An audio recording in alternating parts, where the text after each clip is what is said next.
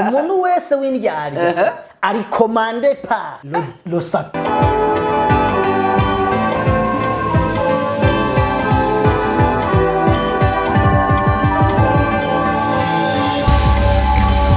Bakunzi biyimbonesha kure New Press TV turongeye kubakaze sagasheshishwa rumuri tuguma tubona intererano zanyu bikatunezereza kandi natwe bikadutera intege ko muri ko muradukurikirana tukizera ko ibiganiro bica kuri imbonesha kure bibungura ibitari bike na cyane cyane mu bikorwa dusanzwe dukora. Rero turabishimiye, Imana ibahezagira. Rero uno munsi twongeye kugendera umukozi w'Imana. Ubushize twari twagiranye ibihe byiza turiko turaganira kubijanye n'abigira abavugishwa n'Imana kandi twarungutse ibidasanzwe. Nibaza ko umuntu wese yashoboye gukurikirana ikiganiro twagiranye n'uyu mukozi w'Imana yarungutse ibitari bike. Rero none munsi twasubiye kumugendera twagomba asubire aturamutse, turishimye kuba ngaha, twarahanezerewe, twahagiriye ibihe byiza. None rero asubire aramutse abakunzi bacu badukurikirana. Sinzi twarungutse n'abandi batari bake, iyo nashobora kubidondora. Imana imumugira. Murakoze. Amazina ni Ntibesha Samuel, ndacyari mwene so muri Kristo. Ubushize mu kiganiro twagiranye watubwiye yuko dukwiye kwihanganira imibabaro. Kwihanganira imibabaro ntibisigura kutagira amahera. N'abayafise barababara. Uzi ko muri kiganiro twagiraniye abantu benshi bagumye bambaza ati none by'ukuri abantu bizera Kristo rero twaramewe kugogwa. Tugume turi mu ntambara gusa. Ahubwo twebwe abari muri Kristo twahawe ibanga ryo gutahura ko mu bihe byiza no mu bihe bibi, mu bibabaje no mu biryoshe, Yesu aguma ari umunyarukundo. Tutakwiye kwiyumvira ko yatwanse cyangwa yaduhevye. Uyu munsi ashobora kuduha ibi, ejo akaduha ibindi. Yobu wewe yavuze mu bice ndwi, none umuntu ngo ari mwisi ntabari mu ntambara, n'imisi yose nk'iyumucangero. Ariko kandi birakunda gushika, kandi nibaza ko bitagora abantu bake. Gaco usanga nk'ubu namba ari nk'umuntu agiye kugura ikintu arasubijwe amafaranga arenze. Namba uri mu kaguriro, uri kuri butike, ubibonye ugeze kure. Namba uri muri bisi ururutse batakurihishije. Ibyo byose n'udukadu dukunda gushika. Jewe hora binshikira ndi muri bisi ngasanga bibagiye kundihisha. Ndayamuha. Ndamubwira nti wewe wibagiye kundihisha kira amafaranga. Kubera iki navuye muhira nateguye ko niyunguruza. Reka kurondera ofete ibitangaza by'Imana ntibiri fraudire. Imana mu gukora igitamanyanga ari fraude. Eka. Oya, none isi nibiyuzuye ibyayo. Singombwa reko irinda kubinyuza ibicisha aho hantu harimo amanyanga. Ya nta fraude kwete. Iyo nabirema. Iyishoboye kurema ibitariho bikabaho. Irinda kwibagiza konvoye. Nibaza ko batakubwiye ati ndakugabi. Nibaza ko ariko dukurikirana abantu bagatahuye. Ko hari abantu bakunda kuvyenterpreta, bakunda kubihimba insobanuro ngo mu bisanzwe Imana yishuriye muri ako ga fraude. Nagomba rero abantu batahure ko mu bisanzwe Imana itasanzwe. Oya, Imana nta fraude igira. Imana si umufrodere. Oya. Abafrodere bamwise. Bakunzi ba New Face TV. Murumva ko tubandanya tunezerwa dufashanya no mu bitugize bigize ubuzima bwa misi yose, na cyane cyane ko hariho umuntu aba yizera Kristo mugabo gasanga hariho utundi tuntu akora mugabo dushobora kumubuza kubona ubwami bw'Imana. Kandi twaro tuntu dusaba n'inkomezi atari nyinshi cyane mugabo umuntu akwiye gutunganya kugira ngo abe umukristo vy'ukuri ashitse, na cyane cyane ko dufatiye ku nyigisho wari mwaduhaye ubushize twarumvise yuko umuntu akwiye kwihanganira buri kimwe kugira ngo ashingire intahe Kristo hama yogwe n'ukuri kujamo ry'Imana. Yesu abahezagire cyane. Ndabivuze rero mwari ko muridondora kwari kugira ngo duhumurize n'abatwumvirije ubushize bamenye yuko mu kwihanganira amagorwa atari mu kuba mu buzima bwo. Abenshi bakunze kumbaza ngo birakora ngo ibiki ivyo gusenga. None birakunda ko umuntu atunga Imana gatunga nihera. Je murambona abagwiza atunga mu karere ndimwo usanga ari abantu umwanya wose baba ari focus ku noti. Wavyumviriye gute ko umuntu ashobora gutunga Imana akaduga umusozi kumengo ni gitangaza? business Birakunda. kuyibangikanya ibintu birakunda kugora abantu benshi abanywanyi bako baratumviriza nibaza ko ikino kintu bogishira ko ine importance bikunda gute ko umuntu ashobora kubangikanya imirimo yiwe no gutunga Imana ikizotuma umuntu akomeza ubucuti afitaniye n'Imana ntibimwononere na business yiwe canke ubuyaronka amafaranga bundi ntibumwononere iyo migenderanire mva ku kuntu yabwubatse imbere y'iki Imana wayihaye ikibanza ikiye ico kibanza Imana yoki kirashobora gusubirirwa n'ikindi kintu namba ari ego nyene ni wubaha Imana muri iki gihe ico kindi kintu kitaraza arico twija twita ikigirwamana mugabo umuntu yahaye ikibanza Imana bagati ni wewe nta wundi. Yesu abahezegere cyane. Twagomba rero gushishikara n'ikiganiro cacu uno munsi kugira ngo tuvugane ku kindi kintu kibangamiye abantu kandi gishobora gukomeretsa imitima y'abatari bake. Ndagomba ko udufasha n'abariko baratwumviriza cyane cyane kugira ngo umuntu ashobore kumenya uburyarya niki ko nk'ubu tukubonye uri umukozi w'Imana twe tukwakira nk'umukozi w'Imana nyene ariko dufatiye kuganiro twagiranye ubushize ni gihe tuba twumva ko umuntu atwemeza yuko ataha kwa Mana mugabo ushobora gusanga muri ryabanga ryiwe n'ibindi bintu yapfundikanije afise ahandi ataha. Uryarya niki uko jewe no kivuga no kugomba kwiyerekana uko ntari kwiyerekana uko ntari imbere yawe mugabo ko kuntu niyerekana ukaba kuyiza hajya nta muntu yiyerekana ko ari mubi ari mwiza asubiremo harakano vutse nta muntu yiyerekana ko ari mubi asanzwe ari mwiza ahubwo agomba kwiyerekana ko ari mwiza asanzwe ari mubi kubera iki ivyo biva commandement yavyo iva kuri Sekibi le patron w'ibi byose Satani niwe ateza ivyo bintu niwe atangiye commandement kuko nawe akenshi aragomba kwigira marayika w'umuco apana marayika w'umwiza arazi ko asanzwe ari marayika w'umwiza mugabo tanto arigira marayika w'umuco bisigura ko umuntu wese w'indyarya arafitaniye ubucuti canke hari ico bapfana apana gupfana gusa umuntu wese w'indyarya ari commandé par le Satan. Aho gasubiremo umuntu wese w'indyarya agomba kwiyerekana canke yiyerekana ko ari mwiza kandi asanzwe azi ko ari mubi ntakiri n'inshuti yiwe ahubwo barasangiye ADN basangiye akazi nibo muhakomandema shetani no muhakomandema tumviriza bikora kuko ubundi we ntavyo woshobora urazi kubaho turiko turaganira mu kiganiro dutwenga kumbe je nateguye n'umuntu aza kukwica dusohora ahubwo ukananganiriza gose untwengera kugira ngo wa muntu anyegere hafi nkanategura n'ingenza ko gusohokana ku mugoroba kumbe nituvana wowe uraza kumerekeza nshike no muhira ni bye bye sawa hanyuma n'urengana bakurungike mwijuru ko bikatse ari je nabiteguye neza bizaba bifite trance ivyo bintu wiba namba bisanzwe bishobora navyo aho bishobora no kutamberekeza je nkaguherekeza mbere wa hanyuma nkubwira ni je rero mugenzi reka je ngarukira aho ndi mushingiye kwakira muhira nawe uti okay aha vraiment ni muhira nashitse ntihajya kumbe nateguye bakubwirira nabaho nyene ukanasanga wa muntu nyene ahubwo inyuma yo kugwa muri wa mutego ni waciye abimbanza guseruka kugira ngo yerekane ahubwo ko atanu ruhara yoba yabigezemo kutavyumva kivuze ugwamo ni jenzi uburyarya wereka umuntu kumukunda kandi utamukunda jewe nashaka nivyo nkunda guhanura abasore bataragira amahayaje nkunda kubahanura ukundanye n'umukobwa ukumva urukundo rwaheze muhamagare areze mubwira uti hewe uzi n'amakuru ntabwo ushoboye kubisengere rwaheze ntago numva gusumba aho mubesha akaguma yibaza ngo muriko murategura urubanza kumbe ubuzi neza n'umutima wawe kuko umutima nturya ruswa hajye ukuri kose umutima ubukuzi ukabuze mu mutima ati oya bara je nkunda kubihanura abantu jewe uje umpanuza je numva ngomba guhagarika urukundo nafitaniye n'ujya mu numva ntakimukunda tukihagaza aho nta bindi birebire ndenza ntukimukunda oya utakimukunda rero ntumuri gikorosi ngo azagumana icizere musezere nivyo araza kubabara mugabo nahababara ejo ni hazi undi azomwakira neza cyane hakaguma arindiriye umuntu atazoshika nyakitati inengwa ugarindiye ko muronka ngo amafaranga mukuru ubukwe kumbe uri sireserte ko ataguma uzokora ukabuzi ko naho wayafita uwo muntu utazokwigera umubwira ko hanagetse uburyarya rero wama werekana ko ari sawa kandi umutima wawe ukwemeza ko atari sawa biravuga ngo bwizanyo n'abagenzi bayo umuntu abe sincere avuga ukuri na mugenzi we. rero ikibazo dukunda kugira nuko usanga abantu benshi babanye muri societe mu mafamiye cyangwa muri eglise kanaka mugo ugasanga mu mikorere mu ifatanya bikorwa ryabo bamwe ntibemerana mugo bakerekana ko bemerana ugasanga nk'ubu wewe nukuri duhuye umengo turafatanije mugo mu mutima ugasanga nukuri ahubwo turatandukanye cyane. rero ikibazo kica kibaho ni ivyo bintu ubwo ntibishobora kuba vyokuraho imigenderanire yacu twebwe babiri n'Imana. Gatiraye Matayo yayivuze ko ibicendwe duhere ku murongo wa 21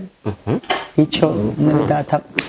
bivuze ko avuga ngo uburyarya siko gutungana. Umurongo wa 21 umuntu wese amvumereza ati mwami mwami sibazo kwinjira mu bwami bwo mwijuru tarukora ibyo data wo mwijuru agomba. Benshi bazombwira kuri wa munsi mwami mwami nitwavugishwa n'Imana mu izina rya nitwasenda abadayimoni mu izina rya bakora ibitangaza byinshi mu izina rya niho nzobajinjiburira naho nigeze mbamenye mviraho mwabakora ibiziramo. Uburyarya ni virus yinjiye mu bantu Numugera winjiye mu bantu baba bakirisu baba bizera cyangwa batizera uwo mugero wagenda urinjira noneho hakwa kuba umuco w'abarundi bakakugira n'umuco ati urumva agende utwawura turyo duhishije kandi utatwivye reka ngenze buhoro si umurenga none ko yari umugenzi wawe ko ari inshuti yawe kutamubariye aho hantu vyagoraniye ngo umuhanure. Ntitwabonye ko Paulo yahaniye Timoteyo uhane kandi uhanure uhane kandi wihane. Abantu ahubwo bataye za ndanga agaciro za gikristo zo kugiranira urukundo no guhanurana ibyo barabita noneho urukundo rumaze kuvaho abantu bacasigara bose barabana nk'ibikoko wimenye nanjye nimenye uraraba neza turashaka ko turi kumwe ngaho umuntu akagaho akagesta ati ivyo iyo sije wari wabaruza rabugenze buhoro hajya hariho tujya mu hajya ibi bintu turi kumwe turaraba ntituri kumwe ubwo ruburyarya kandi nkabigira nawe ari inshuti yanjye dusangiye ibikorwa bitari bike mugabo nkabigira ntashaka kwabibona kandi nkama ndamwereka ko ibintu byose turimwo turi kumwe. Uburyarya ni ikintu gikuraho kubwizanya ukuri byinjiye rero no mu bakozi b'Imana byinjira mu ishengero ry'Imana abantu bagira uburyarya ari naco cakindi bavuze ngo mu bifatanye bikorwa ry'abakozi b'Imana ugasanga ntibemerana ntibahuza hariho abayuda hano abateyuda hariho abapolo hano abapolo ibice ivyo birinjira mu bantu bimaze kugera rero ku ruhimbi mu ngoro y'Imana ivyo bimaze kuhagera bica bivyara uwundi muzi mubi urandagata akacavuka abantu zenye n'abantu ko usanga hari imigwi myinshi kubera baranse kubwizanya ariko umutima ubuze ukuri umutima wame igihe cyose uzi ukuri kw'ibintu. Ikibazo dukunda kugira ngaho hari igihe umuntu aba yumva canke abona ivyo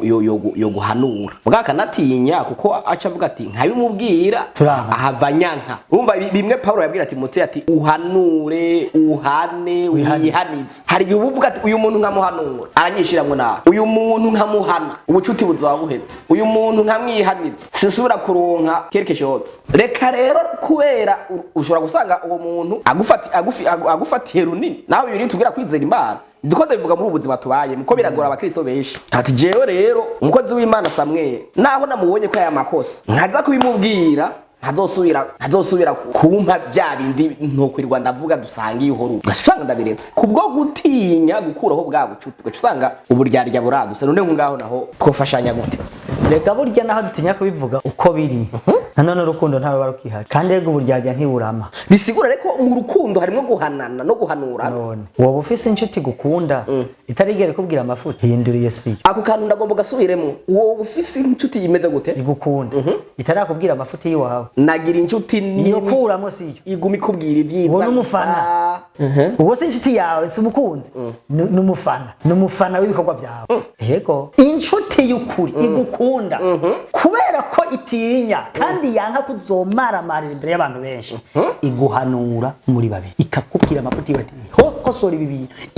bintu wowe biheba akanagukarira iyo bisigura ko kwinumira wabonye ko hari ibitagenze neza nta rukundo ruhari n'ugwabo n'ubufatanye bikorwa na shetani urarivuze kugumutera amashugwe umuntu utigera ukora kuri faiblesse ziwe ku ntege nke ziwe nabwo nyene urumva si urukundo uya n'umukundo uwo muntu aha nagomba uhadusigura umuntu ukunda twese tuzi yuko ahubwo mwakundanye ugerageza kumwereka ati kenshi uzona ari abantu bakundanye no muri fiançailles bakunda kwerekana udufuti gusa nitwe dufata umwanya munini y'udufuti kubera iki amakarite ni menshi ntawe yavuga ngo yahetse mugabo ndiko mvuga zijya defo kugenda yo kuzikuramwo kuko hamwe wozikuramwo karite zo kwiyongera ucu umuntu do karite none ikibazo turavuga ko dukundana ukambona kamafuti ukihore kugira ngo nze maramarira imbere kuko iyi defo wambonanye uyu munsi iyi defo mbonanye uyu munsi ukahabwisha bivuze ko ushobora kuba ntayise defo nkayita kuryosha ibintu kuryosha ibirori ningera ahandi n'ikoraniro ry'abantu benshi nshobora kuryosha kujya nyene nkahamaramarira noneho kuvaho urukundo rugiriye niyo gituma defo yiwawe sinza kuyibwira wewe ahubwo nza guhamagara uwundi mwene data akuzi niwe nza kubwira amadefo yiwawe nawe ntazoza kubwira we ngo aguhanure ahubwo nawe azobwira mugenzi we mu nyuma rero bizogera ahantu bize kugaruka hanyuma uze gusanga we twarakuvutse kugira nawe uvunika umutima uco tuvako kwa rukundo twako turagwanira ngo turiko turapfukapfuka rurahari ahubwo bigiye kuba bibi gose aho kantu gasubiramo urukundo iyo ruhavuye hari gihe twagize uburyarya umva tugira uburyarya ngo tugomba tuziga mu rukundo ntitwice imigenderanire urukundo nirubaho mu buryarya urukundo ntirubaho oya urukundo ruri parfait mu buryarya ni kwinjira bisigura ko icyakuzazaniye ivyo vyakubabaje bivuge urukundo rukorera mu kuri urukundo rugendera mu kuri ntiruca mu buryarya kuko ivyo uvuga fin de fait bibi wamvuzeko bizozunguruka bakabishikira bwa bugenzi bwa bucuti barakura uzigamishije uburyarya nibimara kunshikira bizoza bifise nkasa bugeni bizoza ahubwo bifise ubundi buremere gusumba igihe wari kumuhanura ukamwihaniza ukamuhana cyangwa ukamuhana wewe nyene Yesu abahezagire cyane amen iri jambo rero ryatubwira umuntu wese amvumereza mwami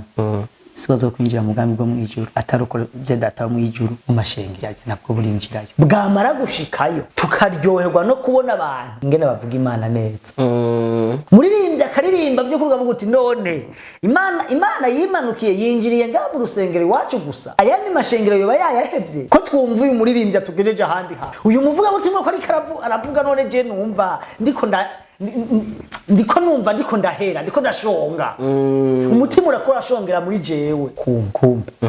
ico gikorane nyene mwahuriyemo yaje azanye ihabara kandi agaca yigisha ko ihabara ari icaha ahubwo ubikora akwiye kurararando cyo twita ubujyanye nico gituma Bibiliya ivutse aba bantu mubone bagome bavuga mwami Mana ndakubaha Mana ndakubaha oh haleluya b'Imana ndasanzwe akagenda bagacurisha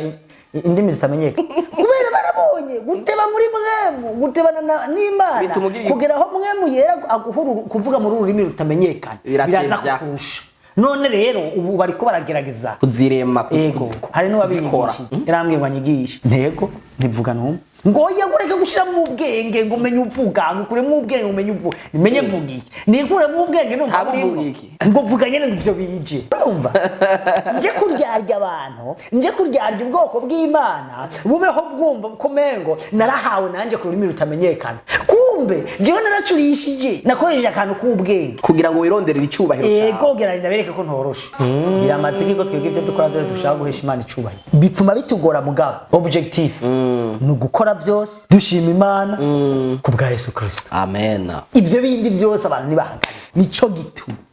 benshi bazoza kuri wa munsi ryari rojo dijijema umunsi w'ubucamanza umunsi w'ubucamanza twese twicaye w'ubutabera twe tango kujuguma imbere yiwe ati biragenda gute aba rero hazongeye bongeye ati muze terega twateze ko mwijira umutibagira mbwa twabonye vraiment byabacanze nibisanzwe twabonye ko byabagoye mu bisanzwe jewe sanzwe ndi prophète naka ujya mu marayika watumye gusoma yansimvye twari kumwe na apotre Ntuzeya mubarire asubira arabe ko yadusimvye ntiyadusoma ati nije na indongo ryashenge rya rifise abakristo ibihumbi 12 ntubizi ko na representante gare mu Burundi no hanze aho bimaze kugera hose yavyibagiye birashika nisanga mbwa ntitwababaye mwami ntitwababaye twabitahuye ko byamucanze mu gusoma amazina yacu y'igihe agora na gusoma baba bafise na manini nyene agerekeranya ariko apotre bishop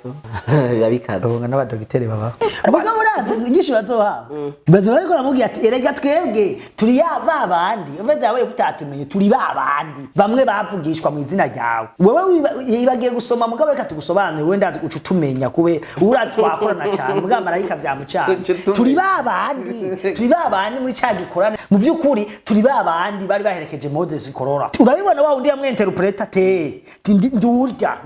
ubundi ati mu bisanzwe jewe nirukanye abadayimoni bari bafasha akarere ka Bujumbura nibaza ko ucuvyibuka caki abana ati ni jewe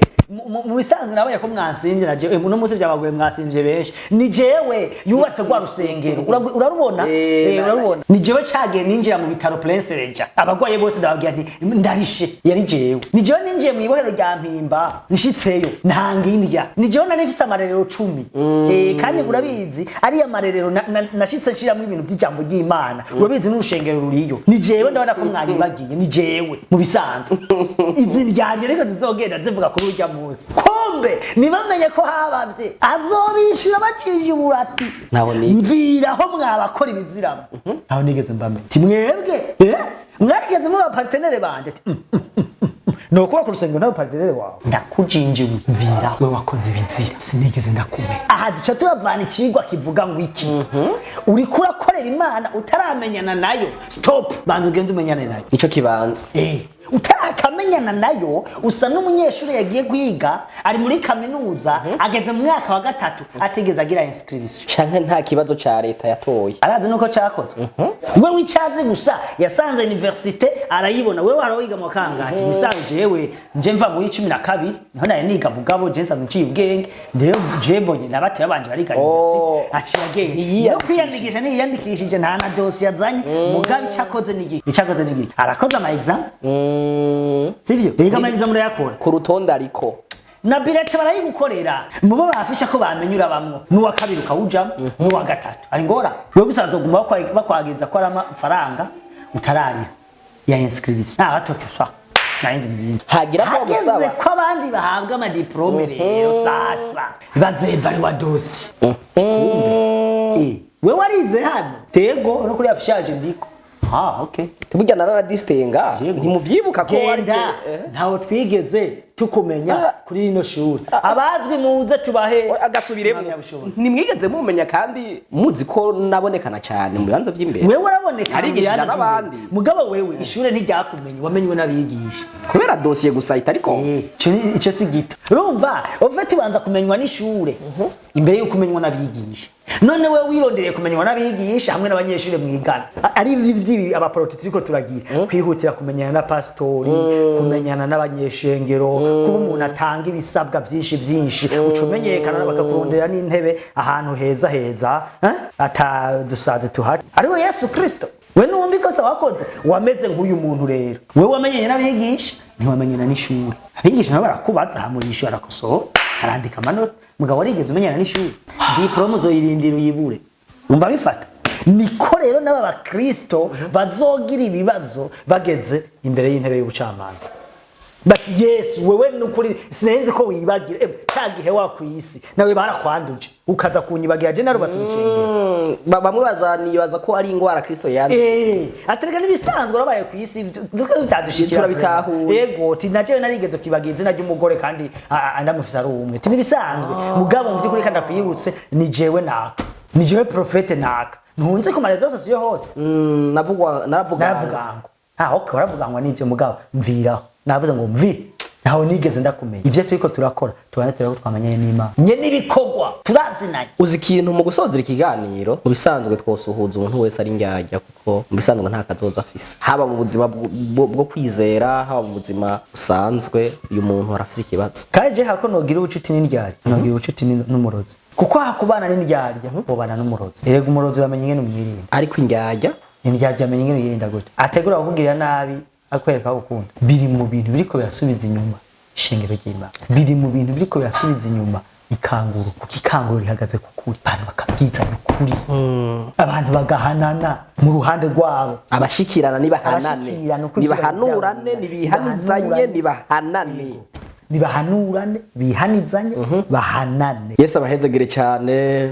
Nibaza ko abakunzi bariko barafashwa n'izi nyigisho n'izi impanuro muri ko muraduha. Mu by'ukuri uburyarya buriko burica byinshi mu gikorwa c'Imana, cyane mu gikorwa c'Imana. Haba mu buzi bwa misi yose abantu usanga ari indyarya, abantu baragwiriye kandi uburyarya bwaragwiriye. Mugabe igituma je novuga nti mu bintu dukwiye mu rugamba dukwiye kugwana no kwirukana uburyarya.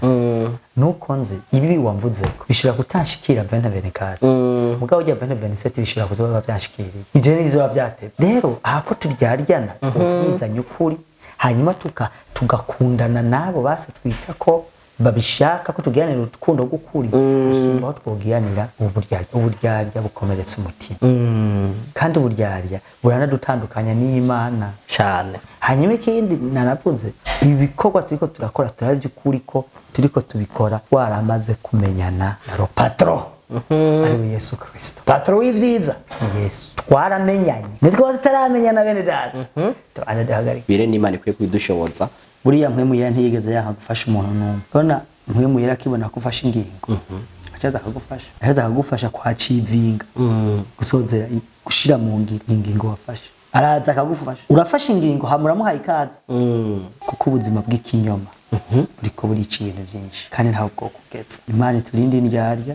kandi turinde natwebwe kubera indyarya abandi, duhanurane bicitwa uyu munsi, tubwizanye ukuri, dukundane, tugirisha akajya kuri byiza.